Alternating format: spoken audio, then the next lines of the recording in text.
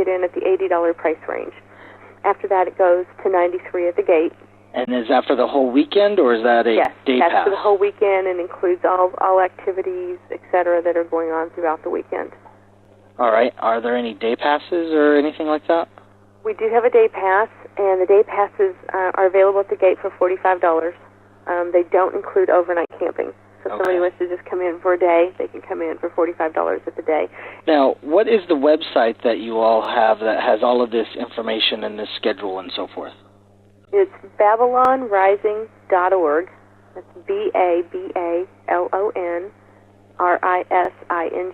BabalonRising.org. Is there anything else you should add? No, except that we're going to have a great time, and we hope as many people can come out and spend the weekend with us as are available to come. I think as festivals go, Our Haven is a wonderful, wonderful facility. There's no quiet time. We will be drumming all night long until the sun comes up, till morning rush, and I think everybody that comes will have a great time. So I hope people can come out and have a good time with us. Fantastic. Well, thanks again for coming on the show. I really wanted to support this and get the word out as much as possible. So if people can attend, I sure hope they do. Thanks, John, and I really appreciate your support. I know you're not getting to come this year, but maybe we'll get you up here next year. But you'll have to let me know how it is. Maybe you can send some pictures, of course, appropriate pictures, put them on the website or something. Yeah, I should say, let me add one more thing. Our Haven is clothing optional in certain areas, and after 10 o'clock at night, it's clothing optional everywhere, too, just so people know the facility itself is clothing optional. All right. Well, sounds good. Thanks for being on the show again. 93. Okay, John. 93. Again, I wish Anita and her group great success with this festival. And people should go to www.babalonrising.org and check out what they're doing. As I said earlier, the next interview is with Peter Martinsson. And Peter is a Thelemite in Sweden. And he is one of the organizers of the Thelemic Gathering of the Tribes. So here is Peter with information about that event. We have on the phone Peter Martinsson from the Gathering of the Tribes. 93, Peter. 93. Now, you're one of the organizers of the Gathering of the Tribes. How many years has this been going on in Sweden? It happened a couple of times during the late 90s. And then there was one gathering in Norway in 2001. And then we picked up the ball after that. So there's been 3 during the last couple of years. So this will be the 4th one? Yeah, pretty much. Okay. And what is the Gathering of the Tribes? The Gathering of the Tribes is basically an opportunity for European members of the OTO to get together and meet. Kind of like Noticon, but not the same size. Okay. Approximately how many people attend every year?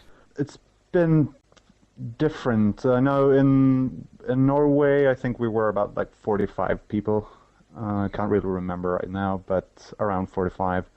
In 2002 in Sweden, we were around a bit over 30, and last year we were only actually like 15 or 16 people. So it goes up and down. Okay. Hopefully we can get the word out and get some more people attending this year. Where is it taking place exactly? Outside a small town called Sjöbo in Sweden, which is in the southern parts, really close to Malmö, one of the major cities in Sweden. Right. And how much is it to attend? It's 1,000 Swedish kroner, which is about $135. And that includes the venue, sleeping arrangements, food, and the lectures for the entire weekend. Okay. And what kind of things will people see when they attend? What kind of things we would see? You mean like lectures and... Yeah, what kind of lectures? What are the events that are planned? So far, I can't really divulge that information because we're still in discussions with various people. But I can say that if those things will happen, they will be very interesting. We're talking to some people from the States and some people from the UK. Excellent. And what kind of accommodations are people going to be experiencing? The venue itself consists of 3 buildings, which is one major building and 2 smaller ones. And in the 2 smaller ones, there are some bunk beds and some single beds as well. And in the big building, there's the main floor, which consists of a dining hall and a room that is great for lectures and rituals, and an upper floor with beds as well. So it should be pretty comfortable for most people. It's not camping or anything. No. There's only 32 beds available, though, first come, first served basis. But there's ample room for a lot more people sleeping either on the floors on mattresses or bringing their tents if they feel like tenting out in nature. Because it's very close to the woods as well. So great. Who should people contact if they want to get in touch with you all? They should email gathering@somewhatpretty.com. Gathering@somewhatpretty. It's SOMEWHATPRETTY.com. Okay, and I'll put a link to that on the website show notes. Is there anything else that you want to add? I don't think so. Hopefully people will attend. People will be interested. It's also open, of course, to American brothers and sisters. I've had actually a sister from the U.S. asking me if it was okay for Americans to show up, and of course they're more than welcome. We actually had an American brother there in 2002. Well, we hope to get the ball rolling. We want to make this an annual tradition, and hopefully it won't happen in Sweden for all eternity. Hopefully that perhaps the UK will pick it up, or Germany, and whatever. The whole idea is, though, to have some kind of group event for all the people in Europe, and possibly move it around all through Europe. Exactly. We hope to create a better cooperation between bodies in Europe, that we actually have a place and a forum where we can meet and get together and do stuff together. Fantastic. All right. Well, thanks for being on the show. I just wanted to make sure everybody knew that the gathering was happening. Very much appreciated. I wish you all great success. Thank you very much. 93. The next interview is with Soror Nema. As I said earlier, she's the author of Maat Magick and some other books. And she's going to be talking about the Maatian current, or the dual current that is going along in her system and the Typhonian system, about what is going on with the multiple currents of Horus, Maat, and other currents going on simultaneously. It's very interesting, a very different perspective on Thelemic magic. So here's Soror Nema. We have Nema on the phone. Welcome to the podcast, Nema, 93. 93, and thank you. There has been a lot of discussion lately about where Thelemic magic is evolving and going to. And you came out with a book in 1995 called Maat Magick, A Guide to Self-Initiation. And within it, you talk about some different ideas about the Thelemic current in relation to Horus and the goddess Maat. A lot of people are not familiar with this. I know myself, I'm only vaguely familiar with it. So I'd like to start by just kind of getting an overview of what Maat Magick is. If you had to break it down into maybe a paragraph or two, how would you describe Maat Magick to someone who has no familiarity with it? Well, I'd first ask the person what sort of familiarity with magic in general do they have, or else present the classic definition to find out if they accept that magic is the science and the art of causing change to occur in conformity with will. And if they're fine with that, then we go on and break it down a little further. That Maat Magick is a form of Thelemic magic. And one of the reasons why it appeared, at least through me, is I didn't find on the bookshelves in the various occult stores anything much beyond Israel Regardie stuff and a few commentaries on Crowley's work.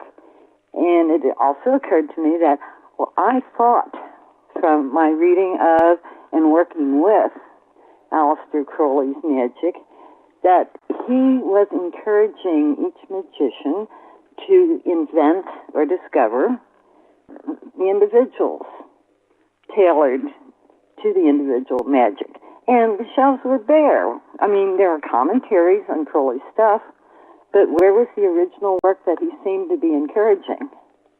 And so I did a general vow, as it were, to, okay, if there's more information out there waiting to appear, then I'm up for it if nobody else is.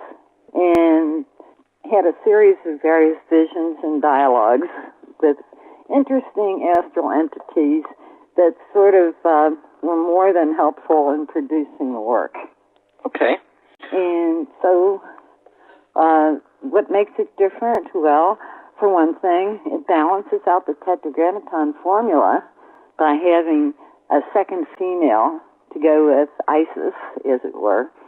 And so we're using the fourfold formula of the father, mother, son, daughter to make a square out of a triangle, I suppose.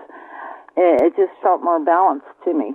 Your book is organized in kind of a three-part aspect. You have the theory in the beginning, the middle has some of your received texts, and then you have the practice or the praxis of your magic in the back. So, well, let's start with the theory part.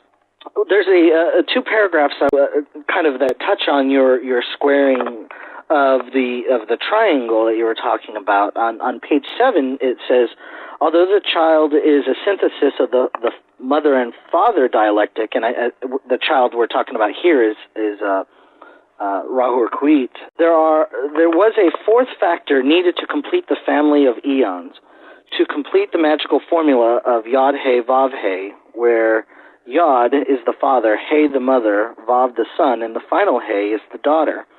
The fourth factor is Maat, and her eon is in effect in tandem with the eon of Horus. The female form of Maat links with the infant male form of Huru Parkrath, Hippocrates, god of silence. HPK is the child Horus, and is seen by some as the patron and namesake of the eon following Rahur Kuit, the martial form of Horus. Oh, well, no, I meant it's not the child of Horus, but the child Horus. The child, I'm sorry. So what I find kind of different here is that the way Chapter 3 talks of the Book of the Law talks about the progression of the eons is that they're linear, and that from Osiris it went to the sun, Horus, and is the kind of the eon of the force and fire. And then the Book of the Law talks about how Maat will come after Horus and assume the throne in the eon of justice and so forth. But what you're saying here is that they're concurrent, that they form a dual current, that there's the eon of Horus and the eon of Maat simultaneously. Can you elaborate that, please? Oh, okay. Well, the double current has, in my point of view, and what I consider discovery, but it's always been there, it's not only a double current, it's a panaeonic current. My present take, instead of just being Horus and Maat running simultaneously, is that all the aeons are running concurrently. And I defend that by the fact that if you go around the world, you will find, in practice by human beings, the formulae for, well, for convenience sake, I divide it up into 6 aeons, okay? I have the nameless aeon, which is prehistory and figured by Beth, the dwarf African god. Say, like for shamanic stuff, voodoo stuff, that would belong in that aeon. Okay. Isis is typified by Wicca and other goddess-oriented. And actually, Isis comes before Osiris in the pseudo-historical sense that I see it. But the early matriarchal-type religions would be classified under Isis. Osiris is covering the 3 religions of the book, and plus any martial, extremely martial-type civilization or practice, which, of course, is, Islam, Christianity, and Judaism, and others